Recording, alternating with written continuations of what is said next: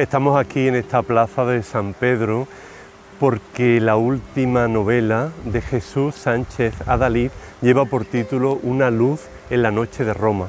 Aquí en esta noche de Roma, pero al mismo tiempo con luz, se nos van a describir la historia de unos personajes totalmente heroicos y fascinantes del siglo pasado durante la persecución de los nazis a los judíos aquí en esta ciudad.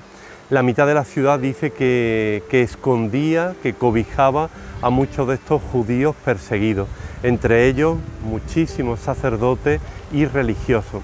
Jesús, a través de un hermano de San Juan de Dios, conoció la historia de los protagonistas de esta novela, de Una luz en la noche de Roma, y ha ido investigando una investigación muy profunda que le ha llevado hasta los sucesores de los protagonistas de la novela que todavía viven. Dice el autor que esta historia y la investigación le ha ayudado a renovar su esperanza en la humanidad, porque realmente aquí aparecen figuras heroicas de una entrega total jugándose la propia vida. También esta novela, dice Jesús, que ha sido de las novelas que más ha tenido que investigar, pues se trata de una historia muy reciente. Así que él combina la técnica de la novela, pero imbuido en esa historia y en los testimonios de muchos de los supervivientes y de personas también que les conocieron. Claro, una de las figuras que aparece será el Papa Pío XII y esta plaza donde el Papa pues dará un discurso que motivará a los romanos. También el Papa en otras escenas y contextualizará muy bien la situación que vivió Roma en esa época. Pues les animamos a la lectura de esta novela, no solo por su entretenimiento, sino también por la enseñanza, por los testimonios que nos revela. Qué alegría tener nuevamente aquí en Cruzando Fronteras a Jesús Sánchez Adalid, al que le damos una bienvenida muy cordial. Hola Jesús, ¿qué tal estás? Hola Fernando, muy bien, es un placer encontrarme contigo de nuevo. Pues la verdad que ha sido un placer encontrarnos en Roma, en el Hospital Fate Bene Fratelli y también en la Embajada de España ante la Santa Sede, y ahora, aunque sea, pues poder hacerlo virtualmente para hablar de esta nueva novela que yo creo que ha sido una novela muy especial para ti porque te ha removido mucho, ¿no, Jesús? Efectivamente, esta novela tiene su origen en la pandemia, que era un tiempo muy especial en el cual pues parece como que estábamos llamados todos de forma particular a la reflexión, ¿no? Porque nos encontrábamos solos y teníamos una gran oportunidad pues para plantearnos cosas. Y este libro pues surge de eso precisamente, de la reflexión de una persona, de Ángel López, que era el superior de la comunidad de los Hermanos de San Juan de Dios en la isla Tiberiña, que le pareció oportuno poner en mis manos esta idea fabulosa que dio pie a Una luz en la noche de Roma. Y yo, que estaba en aquel tiempo pues disponiendo, ¿no?, de un espacio, ¿no?, para tener más oportunidad para investigar, más tiempo para dedicarme a estas cosas, pues pude ponerme a investigar y de ahí ha venido el resultado de la novela. El hermano Ángel López Martín, que se puso en contacto contigo, te envió un mensaje y que ha estado, yo creo que muy emocionado, tanto en la presentación del libro en el Hospital Fate Bene Fratelli como en la Embajada de España ante la Santa Sede, que él estuvo en los dos actos. En efecto, me encontré con él allí y también los periodistas tuvisteis una ocasión para poder entrevistarle al mismo tiempo que a mí y entre todos hacernos una idea de lo que había sucedido en el año 1943 en Roma, que es lo que se cuenta en Una luz en la noche de Roma y que realmente es fascinante.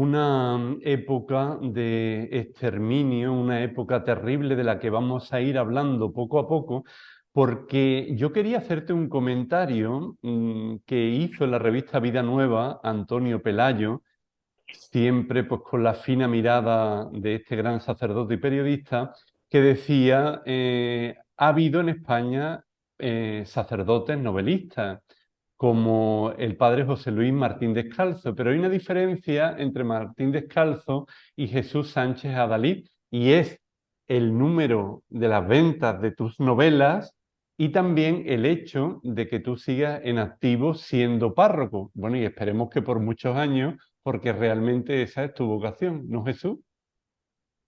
Efectivamente, lo que yo no sé es cómo he podido sobrevivir a todos estos años en los cuales he tenido que compaginar la tarea pastoral, que han sido 32 años de tarea pastoral desde que me ordené, cuando yo tenía 30 años, hasta ahora que tengo pues que 60, ¿no? Y en todo este tiempo pues no he parado, ¿no? De hacer todo lo que tiene que hacer un cura con parroquia, con una responsabilidad directa.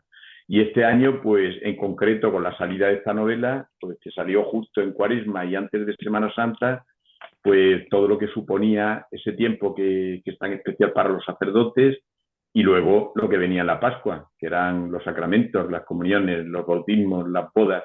Y yo teniendo que viajar a Roma, como bien sabes, y regresar y encontrarme pues con grupos muy nutridos de catecúmenos que tenían que prepararse para la primera comunión, ensayos, confesiones, etcétera. Y todo lo que conlleva, ¿no?, la vida pastoral. Pero bueno, Dios parece que ha puesto su mano, me ha ayudado y las dos tareas pues se han podido compaginar. Porque efectivamente, como bien dice Pelayo, la idea que tenemos de un cura escritor es que está metido en una biblioteca como esta, permanentemente sentado delante de un escritorio y que quizás, si acaso, es capellán de un convento de monjas y que la mayoría de su tiempo está dedicado a los libros.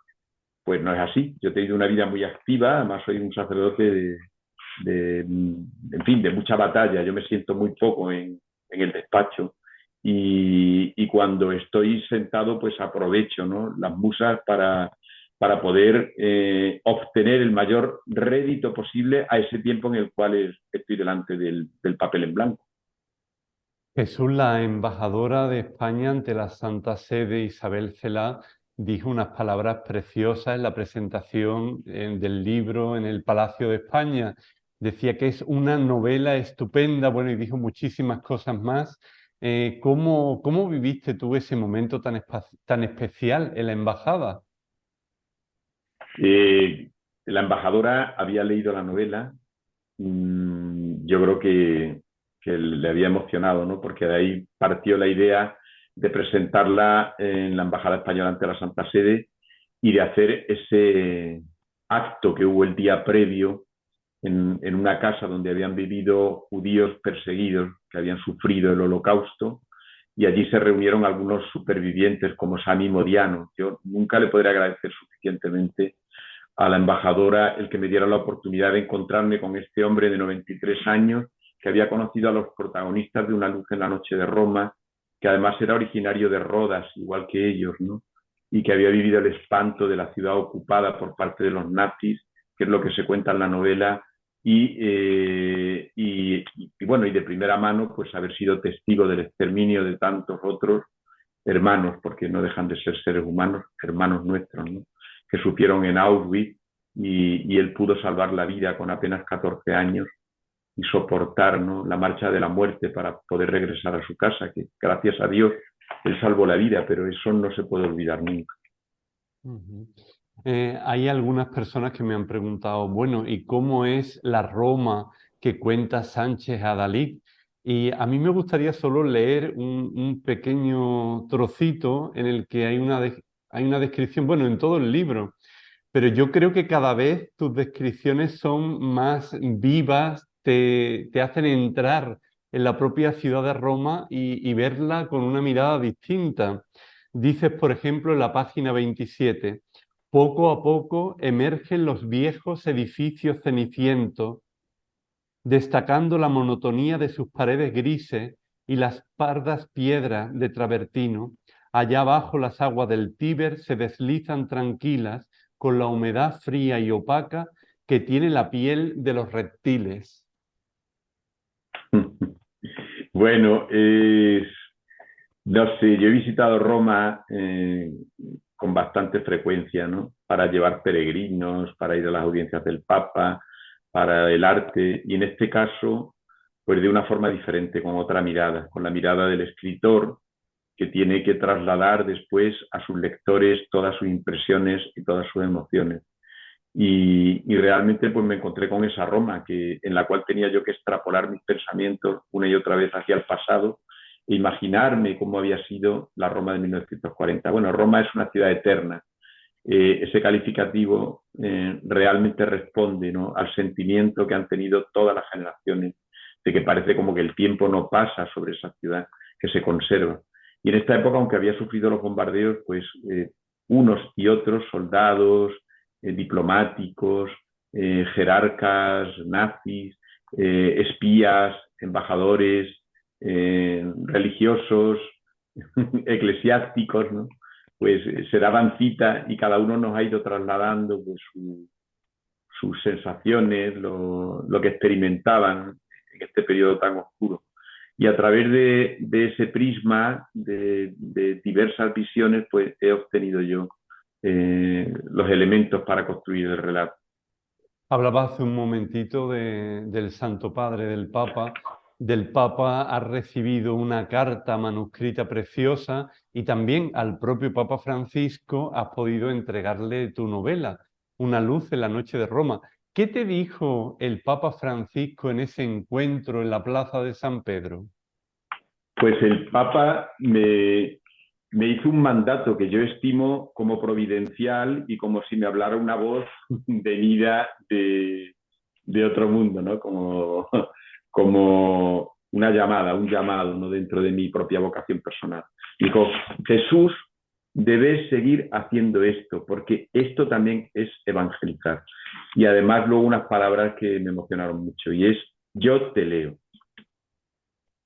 Qué bonito. Pues ya sabes, a seguir armando lío con la escritura. Jesús, claro, este tema de tu novela es un tema que ya ha sido muy, muy tratado. Y yo creo que tú, por las descripciones que das, de datos muy precisos, de películas que ven los protagonistas, de la propia ciudad de Roma en esa época, te has tenido que documentar muy bien también para contar algo distinto de un tema muy, muy tratado, ¿no? Efectivamente. A ver, esta novela es una novela, yo la considero una novela contemporánea, no la considero una novela histórica. Es inevitable que la coloquen en las librerías y en los estantes como novela histórica. Pero en relación a lo que me preguntas, yo he sentido algo diferente. Y también era como una llamada, ¿no? Era la llamada a trasladar de alguna manera, visibilizar algo que sucedió, que no hace tanto tiempo que sucedió, porque se cumplen este año 2003 80 años desde que se produjeron los acontecimientos. Y por lo tanto, la batería de testimonios, de cartas, de impresiones de supervivientes con lo que yo he contado, hacen que efectivamente se trate de algo diferente. Y por otro lado, quería, en efecto, que no tuviera resonancias de otras novelas que se han escrito sobre el mismo periodo, ni tampoco de la cinematografía. Está la célebre película Roma cita aperta, están Caput Mundi, la novela Caput Mundi, están los escritos bueno, de muchos contemporáneos, muchas crónicas, pero yo quería irme más a la intrahistoria, es decir, escaparme un poco de la literatura y que la novela tuviera siempre el carácter fresco de ser un testimonio vivo. Y para eso lo que me contaron los supervivientes, porque como tú habrás visto, que has leído la novela, en el prólogo se cuenta cuál fue el proceso para llegar a encontrarme con la historia, para mí eso fue fascinante. O sea, los momentos previos, cuando di con las personas que habían vivido el acontecimiento, que me lo podían contar en primera persona, entonces vibré, ¿no? Sentí una emoción inmensa y es lo que dio pie a que inmediatamente me pusiera a escribir. Tenemos una pareja que es la pareja protagonista, Gina y Beto, con 19 y con 20 años, unos jóvenes intrépidos, una vida compleja que vamos descubriendo en la novela. Y son dos personajes que a mí realmente me interpelan. Me interpelaron mucho cuando me encontré con ellos y me siguen suscitando muchas preguntas. Porque ¿cómo es posible que siendo tan jóvenes fueran tan intrépidos? Claro, no hay otra explicación. Tuvieron que madurar muy pronto. Se convirtieron inmediatamente en adultos, porque Gina apenas tenía 19 años y Beto recién cumplido los 21. Y tuvieron que afrontar todo tipo de peligros, el miedo que pasarían, el hambre, las dificultades. Y aún así yo veo en todo momento, de verdad, vibro cuando recuerdo, ¿no? Cuando recuerdo el testimonio de los dos, ¿no? En todo momento tenían que mantenerse firmes, no se podían deprimir, no se podían hundir, tenían que seguir adelante. Beto es fascinante. De hecho, ya te adelanto que hay un proyecto cinematográfico de una importante productora enamorada totalmente del personaje. O sea, me decían, es que no se parece en nada a otros judíos que aparecen en la cinematografía o en la literatura. Este muchacho se siente humano, pero al mismo tiempo que es valiente, se aprecian sus miedos, sus temores, sus preguntas, sus dudas. Nos encanta, o sea, estamos deseando llevarlo a la pantalla.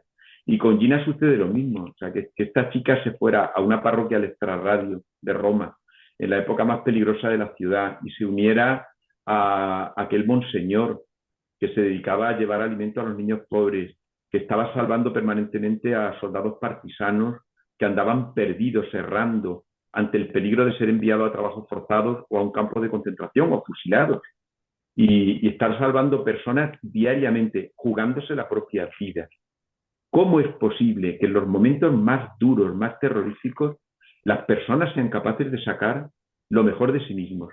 Es que yo me planteo si hubiera tenido arresto suficiente para responder de esa misma forma con esa edad.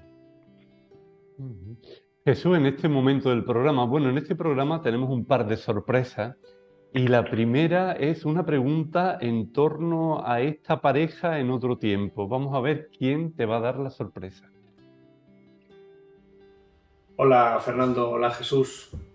Antes de nada queríamos darte las gracias a ti, Fernando, por permitirnos participar en tu programa y poder hacerle esta pregunta a Jesús. Bueno, la pregunta que me surge después de la suerte que hemos tenido de poder acompañarte en todo el proceso creativo de la novela, en el recorrido de los escenarios históricos en los que se desenvuelve, en todo lo que hemos comentado acerca de cada uno de los personajes. Mi pregunta es la siguiente: si cogiésemos a dos jóvenes cualquiera de hoy en día, tipo, y los trasladásemos 80 años atrás, al mismo momento y lugar en el que se desenvuelven los acontecimientos terribles de esta novela, ¿cómo crees que vivirían todo lo que ahí se desarrolla? ¿Qué sucedería con estos jóvenes? ¿Cómo se desenvolverían en estos acontecimientos? Bueno, qué sorpresa. Efectivamente, Lara y Antonio son queridos amigos, queridísimos y colaboradores de la parroquia, y son las personas a las que he dedicado Una luz en la noche de Roma, ¿no? Porque han estado conmigo, vivieron conmigo muy de cerca la pandemia, me sirvieron de ayuda, los considero mi familia. Y la pregunta que hacen, que la formula Lali como buena psicóloga y además comprometida que es, ¿no? Pues va al grano, ¿no? Y efectivamente sabe que a mí me preocupan mucho los jóvenes, sabe cuáles son, conoce muy bien los centros de interés, ¿no? De la persona del escritor Jesús Sánchez Adalid, pero también del sacerdote. Y efectivamente me he preguntado eso, de hecho lo he anticipado hace un momento, de forma espontánea en mi misma respuesta. Pues yo creo en el ser humano, de verdad, Lali, tú lo sabes, y yo creo que hoy día, como tenemos las cosas muy fáciles, esos jóvenes con los que tú y yo trabajamos, pues muchas veces vemos que son blanditos, que tardan en responder, que son poco comprometidos. Pero yo creo que es precisamente por eso, porque esta sociedad está un poco adocenada, porque lo tiene todo muy fácil. Aquello que llamábamos la sociedad del bienestar se ha convertido en la sociedad de la comodonería. Pero cuando hay dificultades y cuando llega el momento de de echar mano al arado, el ser humano responde. Responde, claro que sí. Y a veces la historia es purificadora y puede sacar lo peor de nosotros mismos, pero también puede sacar lo mejor. Y vosotros sabéis que los grandes santos que ha habido se han formado en periodos de grandes dificultades. Pues agradecemos mucho a Lali y Antonio esta pregunta y su participación en el programa. Hemos estado hablando de los jóvenes y has estado hablando antes de un personaje secundario muy importante que estuvo muy vinculado con estos jóvenes y con el movimiento Scout, como es Monseñor Novel. Efectivamente, este Monseñor Didier Novel, que es Don Desiderio, que era la forma familiar con la cual los jóvenes se dirigían a él en italiano, ¿no? Don Desiderio fue un héroe de la Primera Guerra, participó junto con el fundador del movimiento Scout mundial y después cuando viene a Italia se encuentra de golpe con la Segunda Guerra Mundial y se convierte pues en eso, en un ser comprometido totalmente con su fe y con la sociedad de su tiempo, ¿no? Como buen scout, pues se puso al servicio de los demás para intentar formar jóvenes, prepararlos para el momento concreto histórico que estaban viviendo y sacó de ahí, de su grupo, auténticos héroes, ¿no? Como Basta, que fue una de las personas, Arturo Basta, más importantes después en la historia, la génesis del movimiento scout de la posguerra en Italia, y otros muchos, ¿no? Que fundarían después grupos que dieron consistencia al gran movimiento scout católico, que después ha dado tanto beneficio a la juventud de Italia y que tiene tanto prestigio entre los italianos y los europeos. Pues yo encontré este personaje de pura casualidad a través de Gina, porque Gina había formado parte del grupo del Travertino, que era una banda cuasi partisana que se jugaba la vida en la parroquia de San José, San Giuseppe del Travertino, parroquia que por desgracia ya no existe, entonces era pero un cobertizo. Hoy esa zona es una zona populosa de Roma, en aquella época estaba a las afueras. Y desde ahí, pues esos jóvenes con unos recursos nimios, pues hicieron grandes cosas, alimentar a niños, darles educación, visitar las familias que estaban más devastadas, más empobrecidas y también pasar información a los elementos partisanos que fueron indispensables para la liberación de la ciudad. Uh-huh.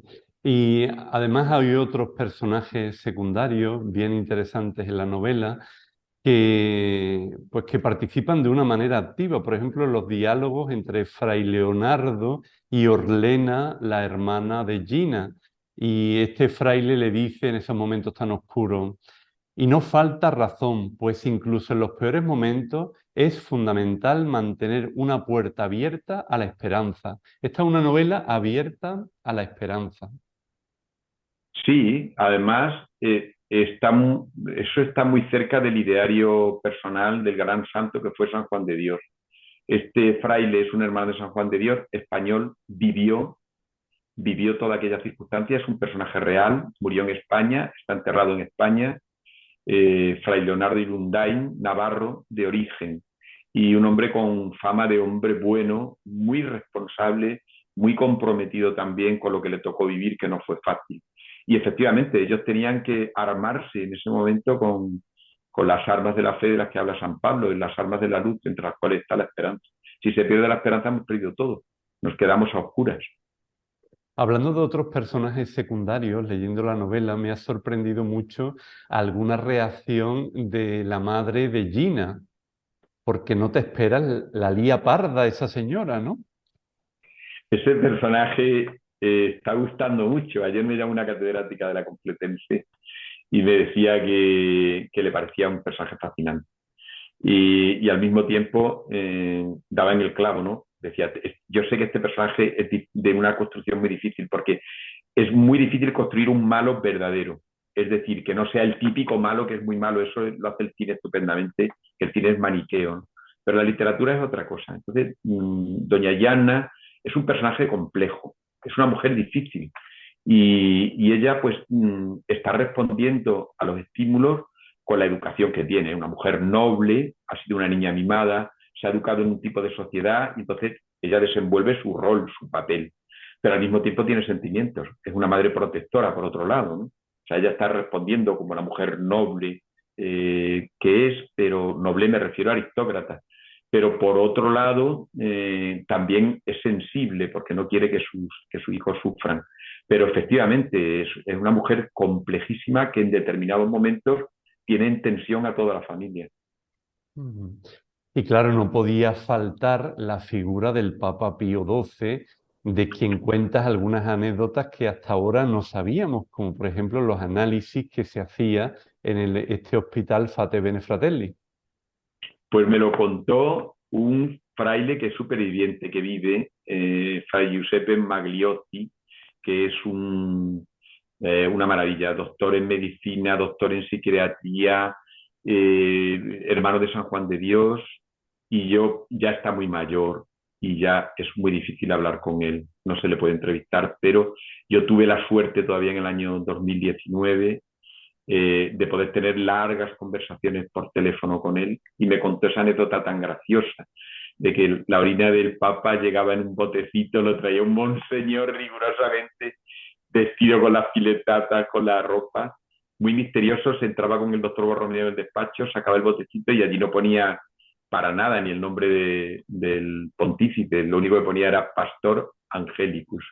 Y de ahí todo el mundo ya sabía que era la orina del Papa, que por cierto Pío XII era hipocondríaco y estaba permanentemente aterrado pensando que tenía este o el otro mal, más que nada porque también era un hombre muy responsable y sabía que en sus manos estaban los destinos, ¿no?, de una iglesia que estaba sometida a una crisis de las más difíciles de la historia y por lo tanto él estaba atemorizado de que le pudiera suceder algo y dejar la sede vacante en un momento tan peligroso. Ujú. Y yo creo que la figura de Pío XII está muy bien tratada y también muy bien documentada y que tú la contextualizas muy bien. Pero claro, es un tema peliagudo, ¿no, Jesús? Sí, como yo expliqué convenientemente en las dos presentaciones que hice en Roma de la novela, el pontificado de Pío XII está en cierto modo ensombrecido por culpa precisamente de la ocupación nazi de la ciudad y por la malintencionada acusación de que en cierto modo fue un colaborador de los nazis, cuando eso es absolutamente falso. Cierto que Pío XII en su época de diplomático había sido un gran admirador de la sociedad germana y sobre todo de la cultura germana. No olvidemos que había sido embajador en Alemania, había sido nuncio de su santidad. Pero sin embargo después se dio cuenta del horror, el espanto que suponía el régimen nazi y lo que había traído para la humanidad. Y lo que hace es ser muy prudente, muy cauteloso precisamente por esa conciencia, ¿no? Porque sabe perfectamente que Hitler no se casa con nadie, que en un determinado momento, con uno de esos arrebatos de ira diabólico, pues puede destruir Roma, como había destruido otras ciudades de Europa, y podía masacrar a la población, cuanto no deportar a cientos de miles de personas a los temibles campos de concentración. Ujú. Jesús, también la novela tiene dos elementos que la hacen muy atractiva, muy dinámica y también que nos sorprende. Uno de ellos es el síndrome K y otra la Radio Victoria. El síndrome K es la pandemia que inventaron los hermanos de San Juan de Dios y los doctores del hospital de la isla Tiberina para salvar a los niños judíos que allí se habían recluido después de la razzia, que fue la redada del 16 de octubre de 1943. Claro, en cualquier momento se podía producir una inspección. Los niños, aparentemente, solo aparentemente, estaban a salvo dentro del hospital. Pero si se producía esa inspección y se daban cuenta de que no eran enfermos, sino refugiados, pues hubieran acabado en Auschwitz. Entonces, ¿qué hacemos?, se preguntaron los frailes. Pues inventaron una pandemia. Y como la isla Tiberina tenía una larga historia relacionada con las pandemias, pues era el lugar donde se llevaba a los enfermos en las diversas epidemias de peste a lo largo de la historia de la ciudad, pues clausuraron la isla, pusieron carteles, cuidado, síndrome de K, enfermedad muy contagiosa, muy peligrosa y desconocida, un invento. Era un guiño al bacilo de Koch, que era la tuberculosis tan temida que estaba diezmando a las tropas alemanas, por ejemplo, en Polonia o en Hungría, ¿no? por lo tanto los comandantes y los altos jerarcas de la Gestapo pues no se atrevieron a entrar en el hospital. Y eso sirvió para que allí se ocultara también la Radio Victoria, y así respondo a la segunda parte de tu pregunta, ¿no? La Radio Victoria, célebre Radio Victoria, que les sirvió además a Monseñor Nobel, Didier Nobel, del cual hemos hablado antes, el que los ejércitos aliados le dieran una medalla al honor militar, ¿no? Porque cuando los alemanes descubrieron la primera Radio Victoria, que estaba emitiendo para enviar información a los aliados, y capturaron a aquel joven que es un verdadero héroe nacional en aquel joven comandante que es un verdadero héroe nacional en Italia, que también aparece en la novela, aunque circunstancialmente. Entonces se interrumpió la comunicación y Monseñor Didier decidió llevar una radio al hospital y se estuvo emitiendo desde el hospital. Todavía hay personas que viven, ¿no? y que conocen aquel acontecimiento. El miedo que tenían los frailes, porque desde ahí se estaba haciendo una labor de espionaje, ¿no? Y como los nazis no fueron capaces de dar con la radio fue arrojada por uno de los frailes, Fray Mauricio Viale, a las aguas del Tíber, y 2 soldados austriacos de las tropas alemanas vieron cómo se deshacía de la radio. Y sin embargo, no, ya era el final de la guerra y decidieron, a sabiendas de que iban a asesinar a todos los frailes que estaban en la isla, no denunciar.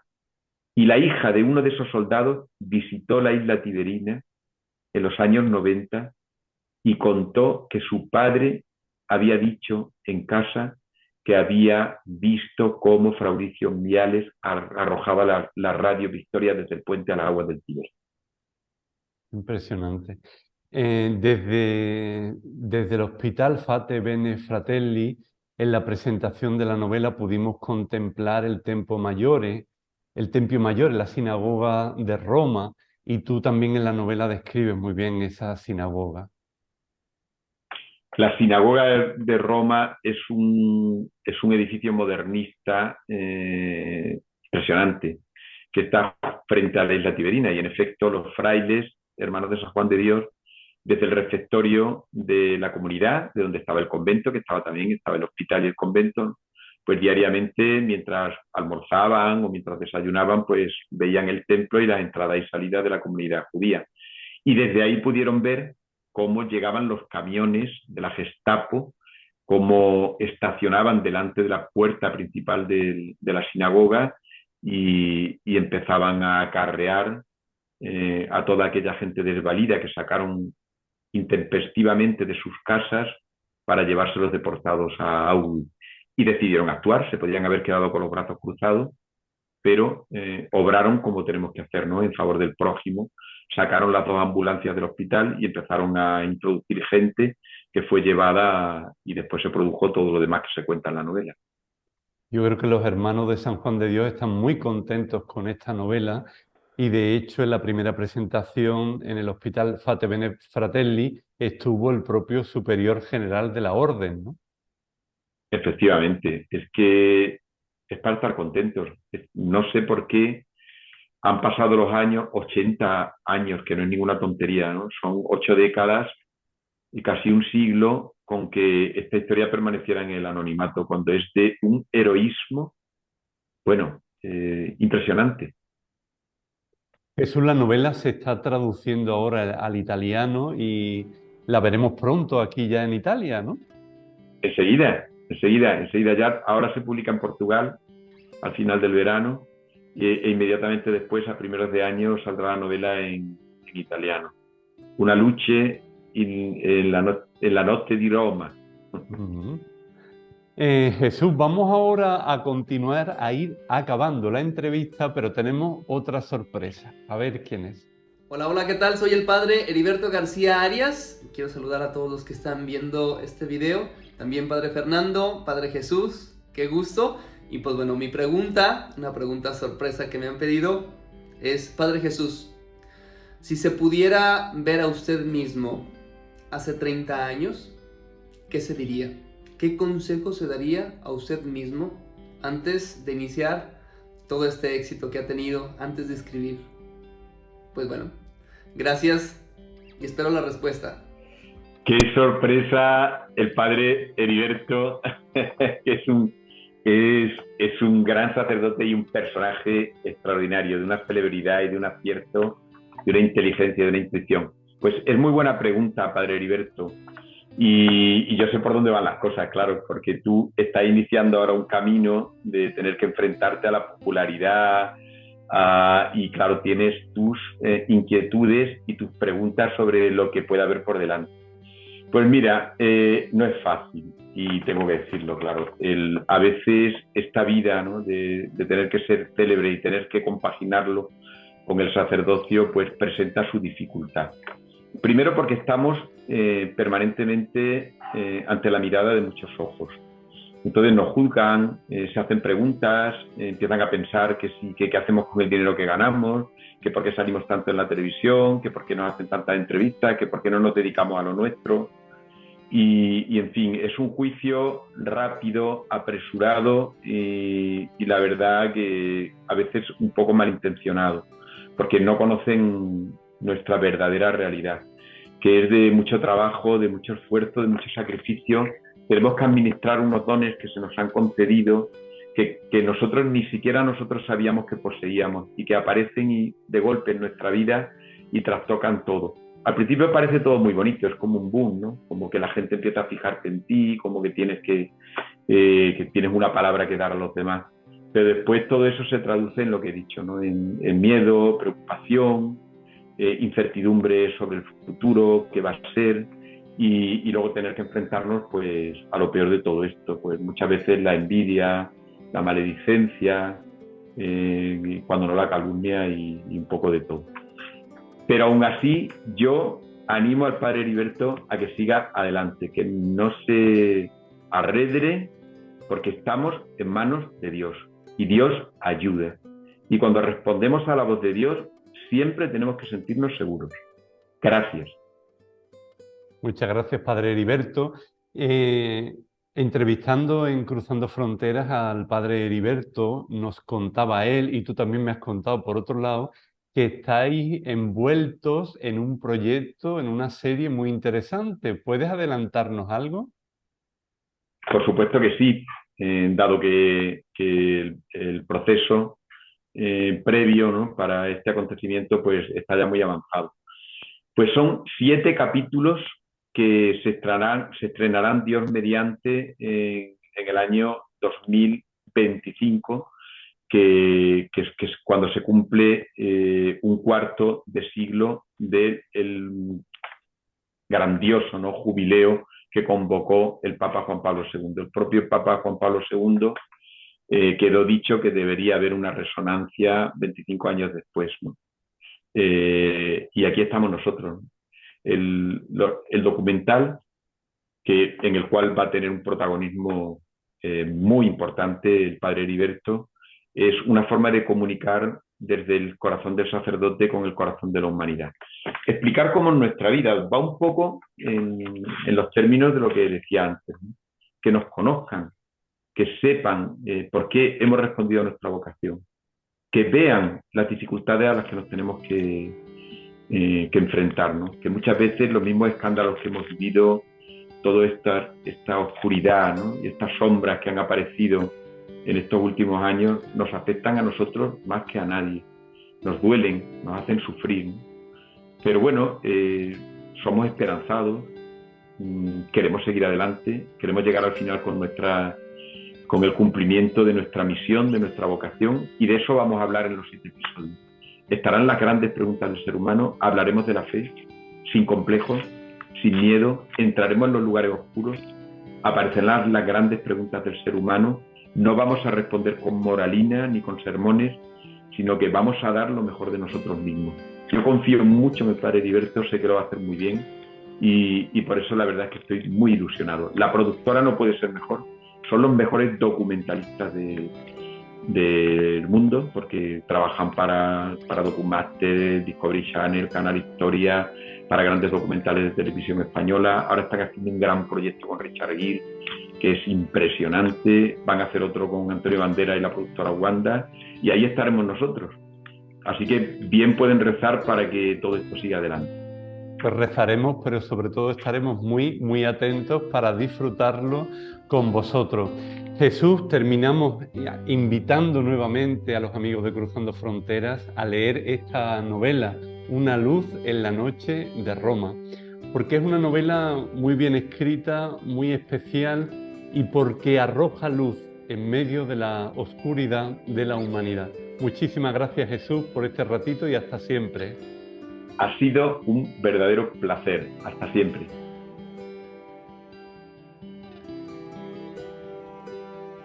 Si te ha gustado esta entrevista en Cruzando Fronteras, te animamos a que te suscribas a nuestro canal, que le des a like y que actives la campanita.